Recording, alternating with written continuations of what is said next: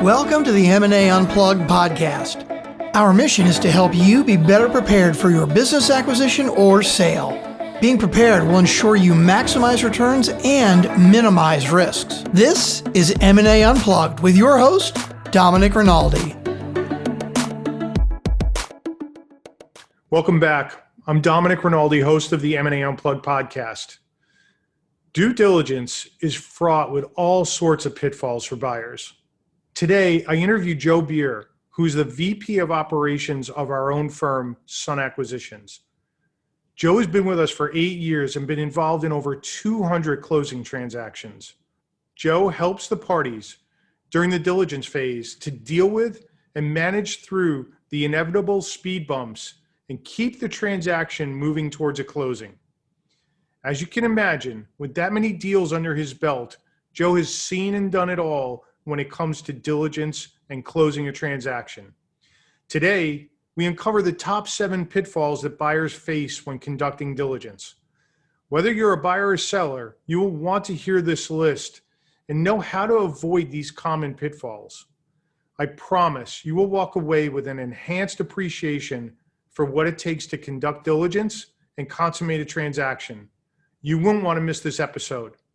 Before we get into the episode, however, we've created a best practices and checklist for how to conduct diligence. This is a free resource available on either of our websites, sunacquisitions.com or k2advisor.com.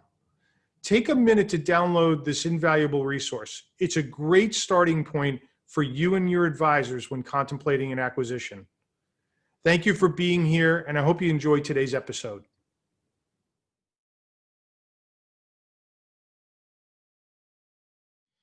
Hey, Joe, welcome back to the show.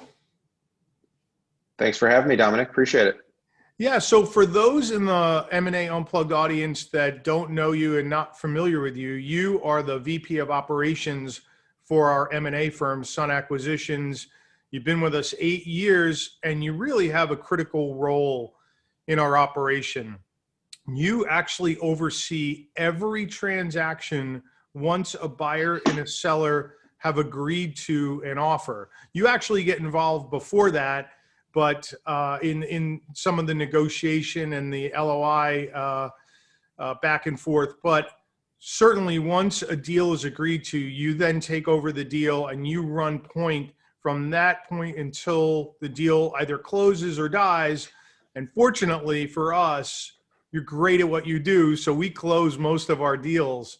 And I'm curious, at this point in time, do you have a sense for how many deals you've been involved in?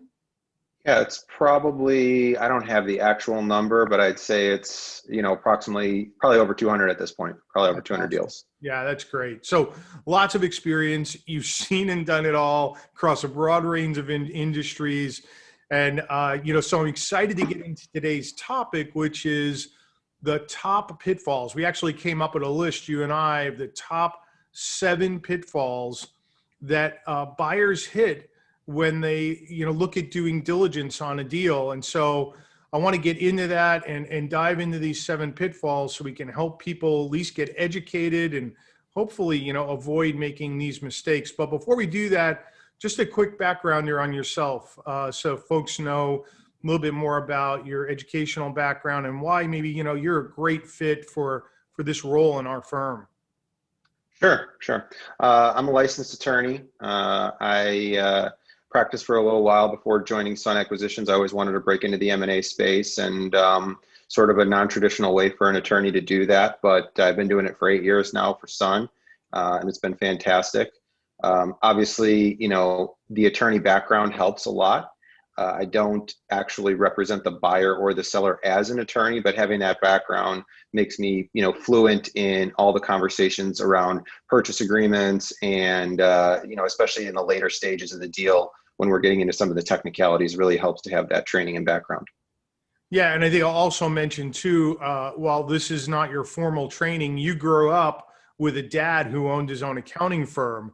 So Yep. Numbers are not lost on you either. So Yep. you bring sort of a numbers background along with your legal background, and it's a great mix for folks who need help during the diligence process and the closing process. And like you said, you're not anybody's attorney in the transaction, but you clearly represent one side or the other based on who our client is. So if we happen to represent the seller, you're representing the seller, or vice versa, the buyer, you're representing the buyer, but you facilitate that entire process between both parties. So it's important you have a relationship on both sides and rapport on both sides. Yeah, that's absolutely right. And, following up on the numbers thing, I think I took every class that I could possibly take in law school to sort of catch up, including accounting for lawyers, which I sometimes refer to as accounting for dum-dums. So I did as much catching up and as I could in law school. I got my business law certificate there. So, I do have sort of both those backgrounds. Yeah. All right. Well, it's great. Let's go ahead and dive in, though, to these pitfalls because, we've seen too many times buyers coming to the table with a deal in their hands and they just fall suspect to some of these challenges.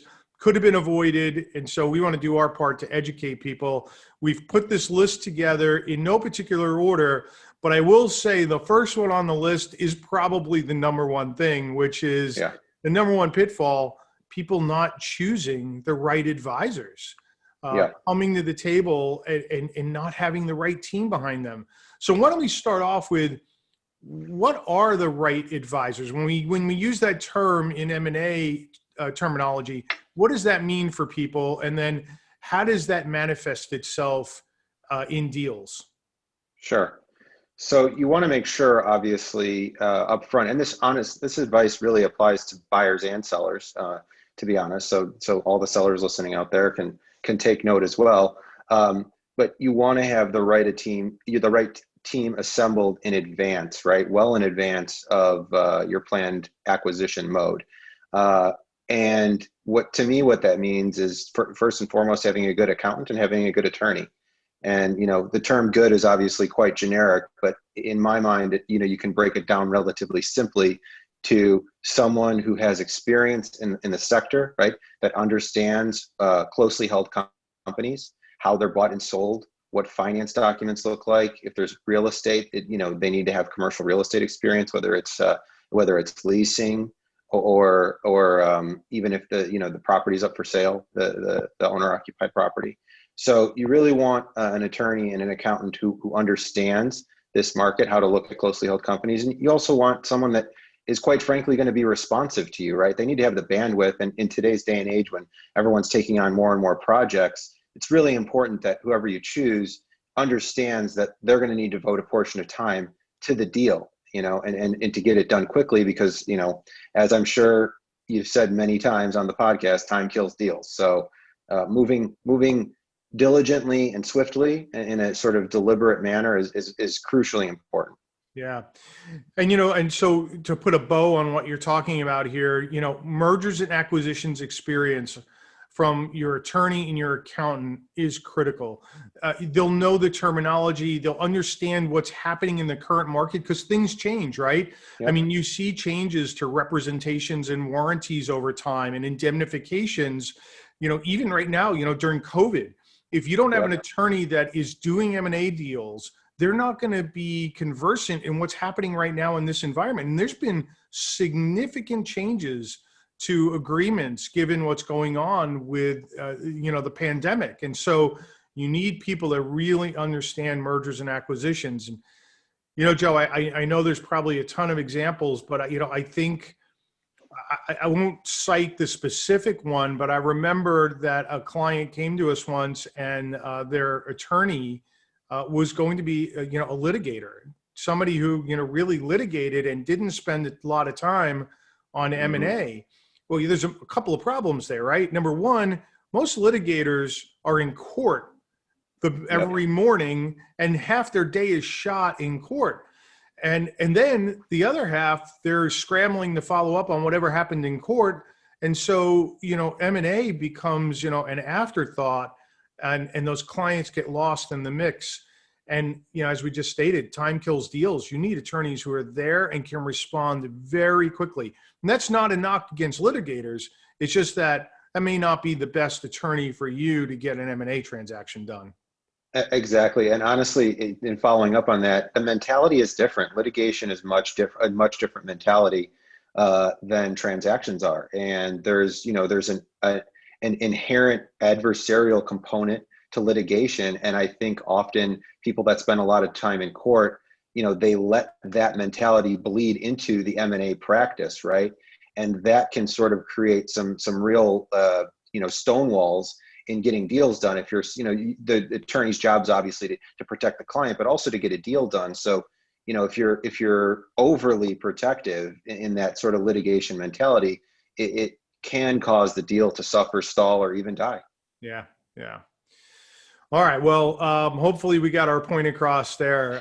And it really is. I mean, we could spend the whole show talking about, how to get the right advisors and why it's so important, because without the right advisors, you can make so many mistakes, actually buy a business that you had no business buying. Advisors will keep you from making really expensive mistakes that are hard to undo. So with that said, let's go on to pitfall number 2, which is, really failing to include all of the critical components in an LOI. And really, we always say, Joe, you and I and everybody in our firm, a really good diligence starts with having a great LOI that has, really, a lot of specifics in it, so the parties don't get lost and their attorneys and accountants don't get lost. So let's talk a bit about that. When we say, Sure. Critical components, what do we mean by that? So, there is a fine line between going overboard, obviously, having, getting bogged down, because the LOI is a framework. It's not, you're going to get to a purchase agreement phase, but you want to include enough detail that when you get to the purchase agreement, you're not stalled on issues that are sort of unresolved. So, it basically comes down to price and terms. Obviously, price and structure of the purchase price, how much is being paid up front? Is there a holdback? Is there a seller note? And, one thing that I see get a lot of people tripped up is the details around a holdback, or the details around maybe the seller's going to hold a promissory note after the fact, right? So that's one of the biggest hangups I see in these deals is, how long is, if there's a holdback, how much is it, how much money is being held back? How long is it being held back for? What kind of rights are there? If there's a seller note, is there a right of offset? How much is the note? Is there an interest rate? Is it secured? I mean, the list goes on. It's, and I find that around those, that's not necessarily price per se, but it's terms around the price. And it's easy to leave out any one of those aspects or get confused by them.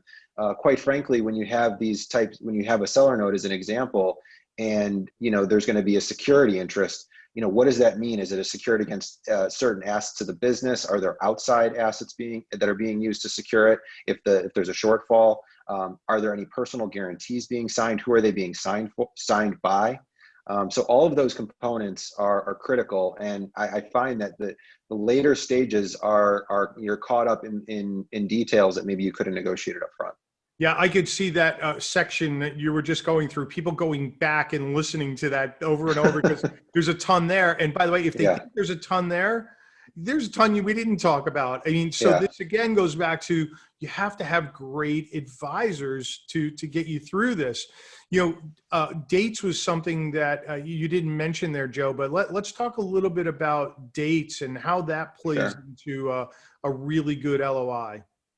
Yeah. So, for again, this kind of applies for both buyers and sellers, but you want to, even for buyers, you want to set out timelines, you want to set out dates so that expectations are properly set in advance.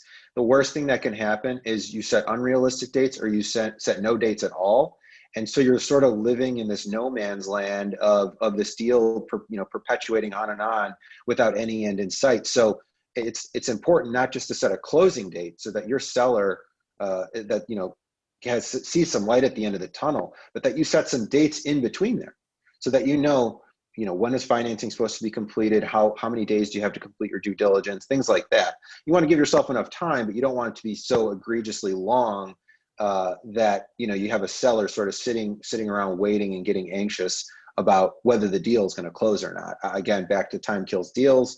The quicker you can move, the more likely you are to reduce what we would call deal fatigue. And that's on both sides, right? The longer the deal drags out, you sort of lose that love between the parties they had when they first engaged one another. Right. And you're starting to see, a breakdown in the communication, the conversation, and, an issue that might have been nothing at all, right? In terms of confrontation. Now at the end of, 60, 90, 120 days, however far you're out into the transaction, becomes sort of a bigger deal. You start to see the parties maybe digging their heels in where they otherwise wouldn't. Deal fatigue, deal fatigue sets in, people get tired, and the littlest of things can set people off. And so you go back to the quality of the LOI can really ensure the success of the transaction. Don't overdo it, but make sure all the proper elements are in place so that you can get through diligence in an unencumbered way as quickly as possible, meeting the deadlines, and doing no harm to the business, because during discovery there's a lot that happens, and you want to get through it quickly so that the new owners can get into the business before any harm can happen to the business. Yep. So I think those are all tremendous points. All right, so Joe, let's move on to pitfall number 3, which is people not taking the right amount of time or the right approach to understanding the customer base. And so let's talk a bit about that and where the pitfalls are there. Yeah. So when looking at the customer base, you're going to want to look at a few there's a lot of metrics, but some of the most critical metrics, right, are the customer satisfaction with the services or products being provided. If there's any concentrations, right, does 1 or 2 or 3 customers make up a very large percentage of the company's overall sales? And then you're going to want to look at things like retention and attrition over time. Are they adding new customers each year? Are they losing customers? And this is one thing buyers might sometimes shy away from, because sellers are naturally sort of protective of their customer names, right? And they want to make sure that they have if they don't have a serious buyer, they don't want to just be showing the customer names to everyone. That's probably likely in most companies, one of their most valuable assets is their customer base, their customer list, their goodwill.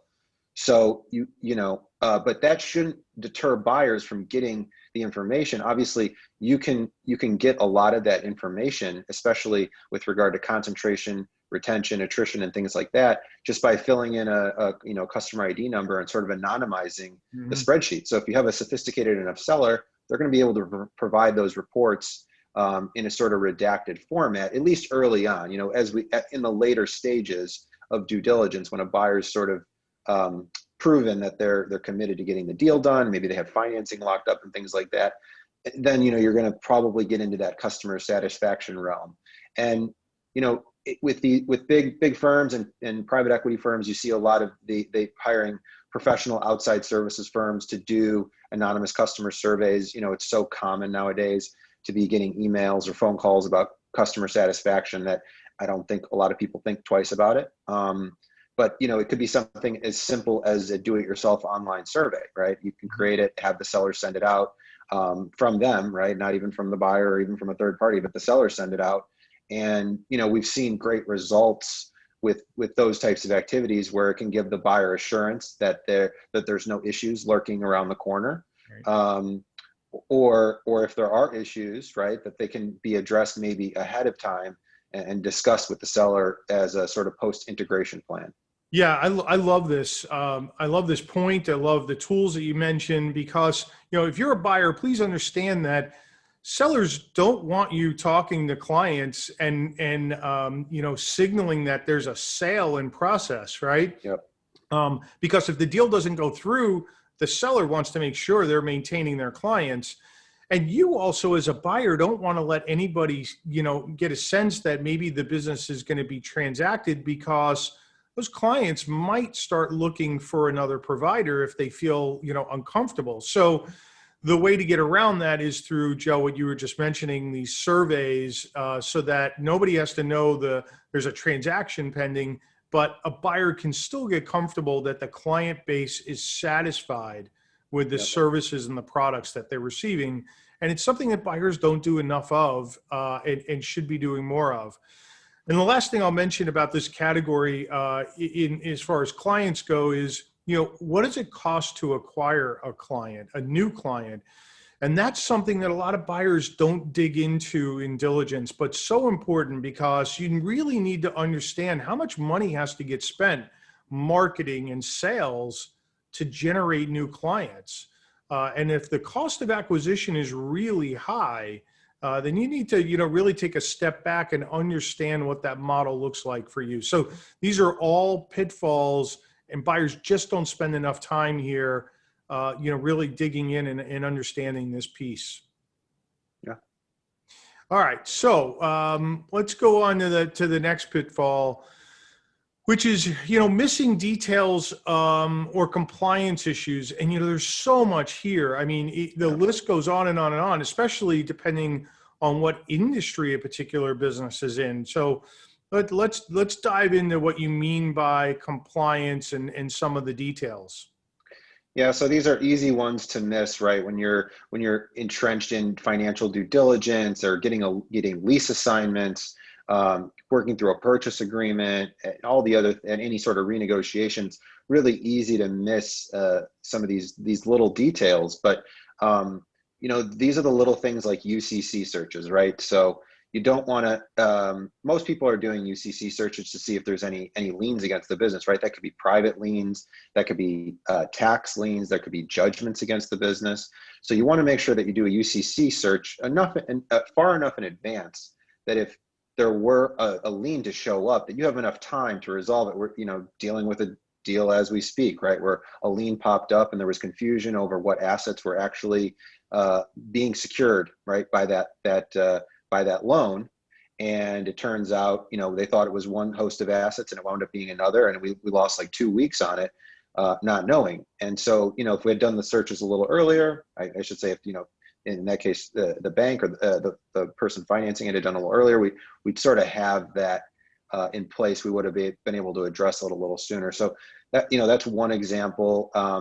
If the state you're in requires any sort of tax clearance, here in Illinois, it's called a bulk sales clearance, and it's required by the Illinois Department of Revenue, and for that matter, the Illinois Department of Employment Security. You want to get those tax clearances, just like the UCC searches, done well in advance. So in case, a lot of times there's a holdback needed where there's maybe some taxes owed, or some states do it where they make a projection based on how much tax they think would be owed, even if there is none owed. So you have to hold that back.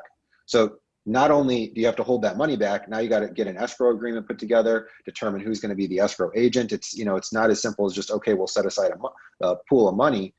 There's real administration involved in all that. So yeah. Those are definitely, two of the bigger ones, but, you should also make sure, does the business need any license or permits in order to operate? Because again, that can take time. And even, with COVID going on right now, we've seen that can take even longer. Governments aren't working as quickly. And so we had a license in Chicago, actually, on a deal. It took months and months because it happened to be right at the height of all of this going on in March and April in 2020. And it was just a very lengthy period of time. So, there's probably a million more I can mention, but yeah, I mean, the two, Joe, that come to mind to me are unions and pensions and 401ks, right?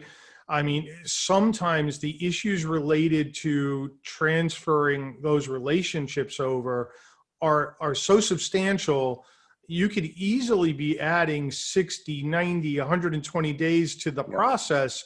So you want to get on those things very early in the process, as early as possible, so that it lines up with potentially when you're going to be closing the deal.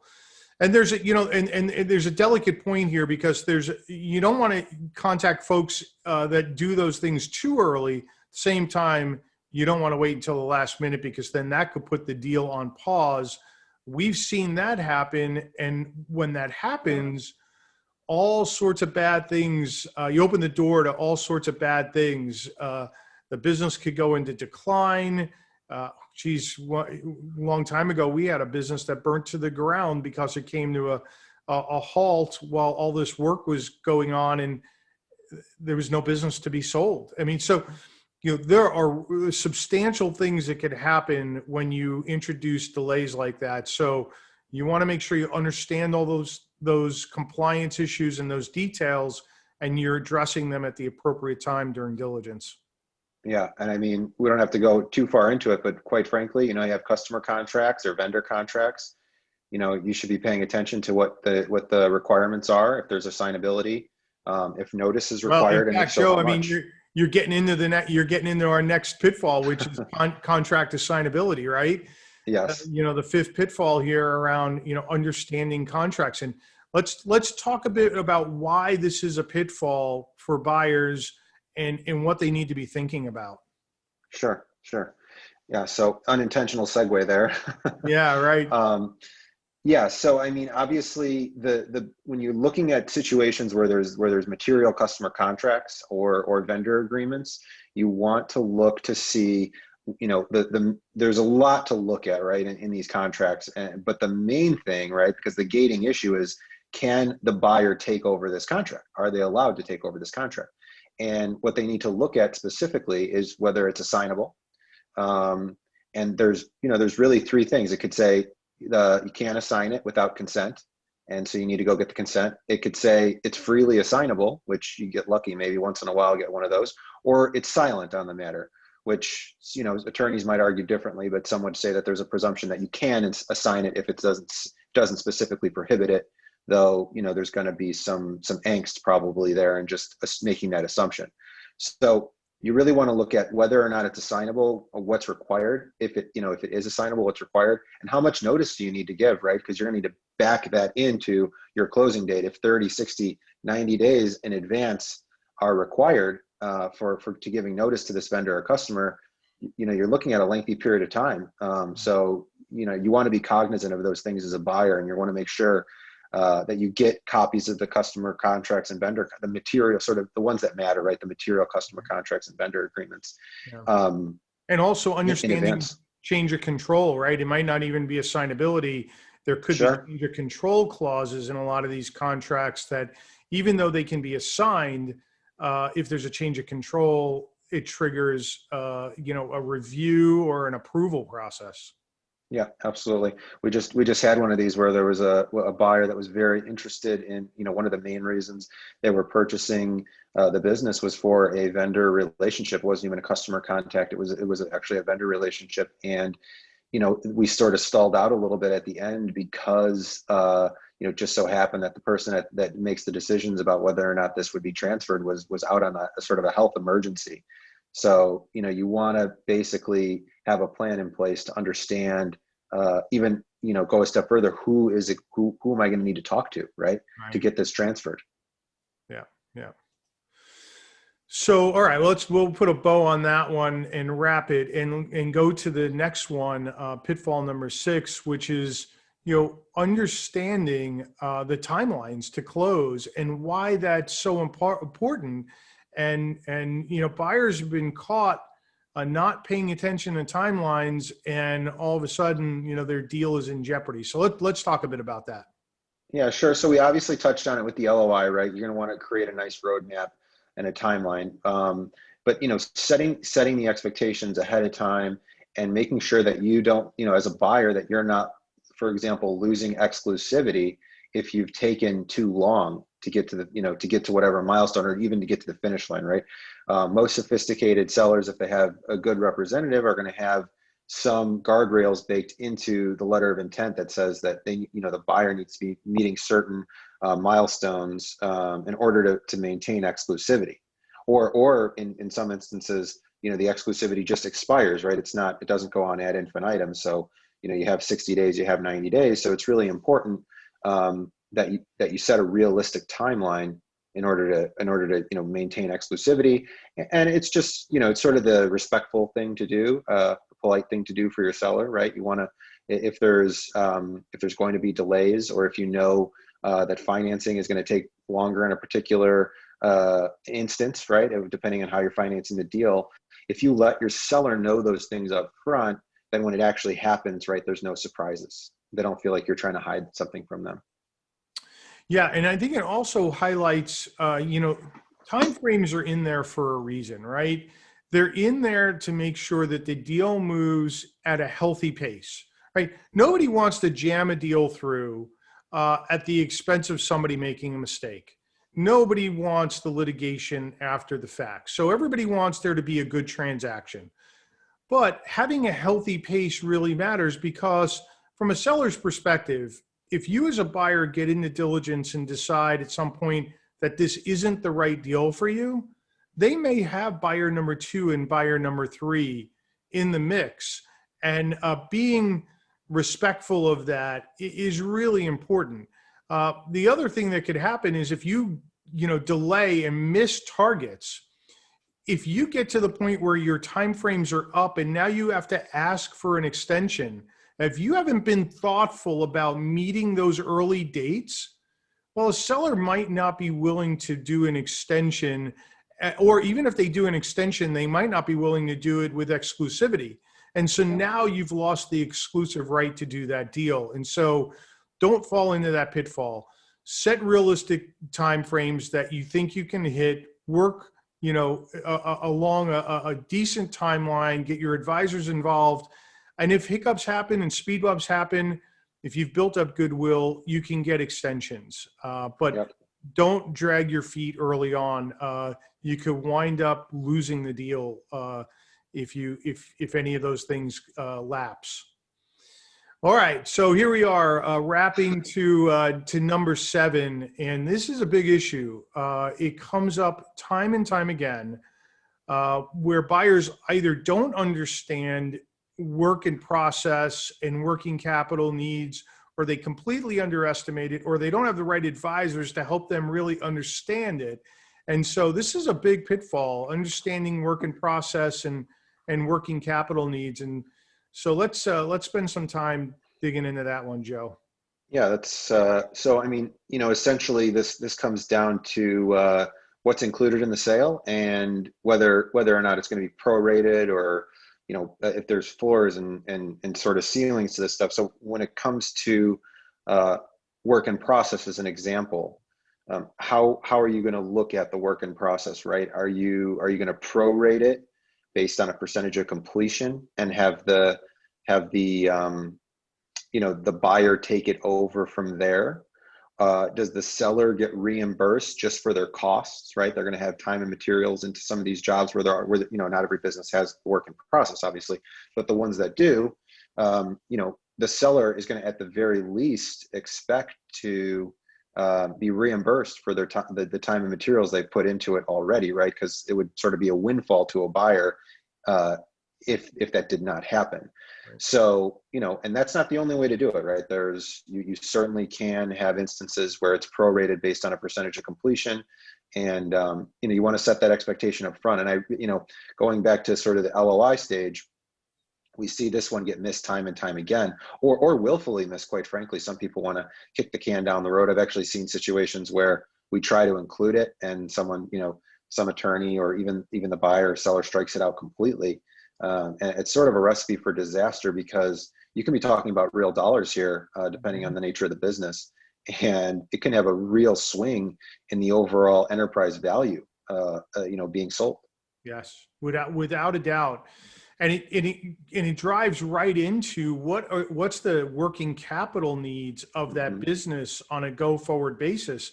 And if you haven't contemplated walking into, the work in process, and you're going to leave that all on the table for the seller, then you have to have probably pretty substantial amount of working capital day one, which might not make sense. And so something that buyers just don't spend enough time with. And I will say that they also don't understand that in small businesses, many of the financial statements, and now we're going to talk largely about the balance sheets here, right? Because these aren't the internal statements. This is really balance sheet stuff. Sure. A lot of times they're not GAAP compliant and they're not reviewed. So these are, simply compiled by the seller, and it requires some real diligence, digging in and really understanding what's there. Does the seller take deposits for their product or service? Are they holding those deposits as a liability on the balance sheet properly? Like, all those sorts of things play into really understanding, what you're walking into and getting day one. And if you don't if you don't give this enough time and effort, Joe, your point about the actual purchase price of the business, might get inflated substantially if you missed this piece. So again, comes back to do a great LOI, get great advisors on your team, and you'll avoid a lot of these pitfalls. Yeah. Yeah. I mean, we could, again, on this topic alone, it's so complicated. We could talk forever about working capital, what's included. Is there a target? Is there a post-closing adjustment? What does that look like? How much time do you need to do? I mean, you could go on and on. I mean, we really could do a whole podcast just about, prepaid working capital and work in process, because it's such a complicated issue. And I think a lot of people either underestimate it or, fail to account for it entirely in some ways. Yeah, without a doubt. Well, Joe, this has been great. This is an awesome list. This is not, I will say, these are not the only pitfalls. There's a laundry list of other pitfalls, but we wanted to bring out the top 7, the things that we see happen, very often. But there's still a ton more that need to be contemplated. As we wrap up, any closing thoughts that you would have?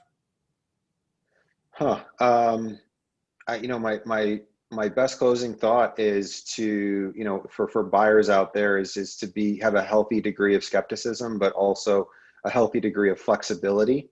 No deal is perfect.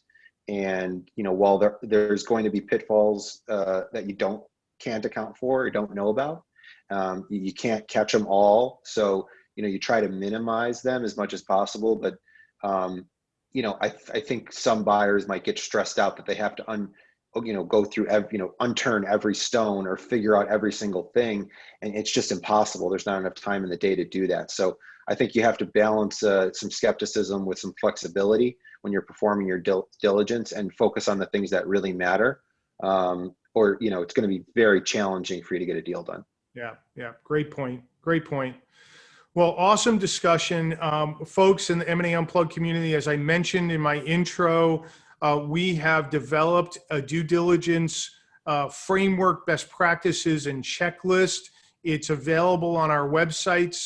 So please go ahead and download those checklists. I think it's so important to get those as a starting point. Joe, really appreciate you being here. This was a great conversation. Thanks so much. Thanks for having me on, Dominic. Appreciate it. I hope you enjoyed this episode. All of today's information will be available in the show notes. If you enjoy our content, please remember to subscribe and review our podcast. I look forward to seeing you again on the next episode of the M&A Unplugged podcast. And until then, please remember that scaling, acquiring, or selling a business takes time, preparation, and the proper knowledge.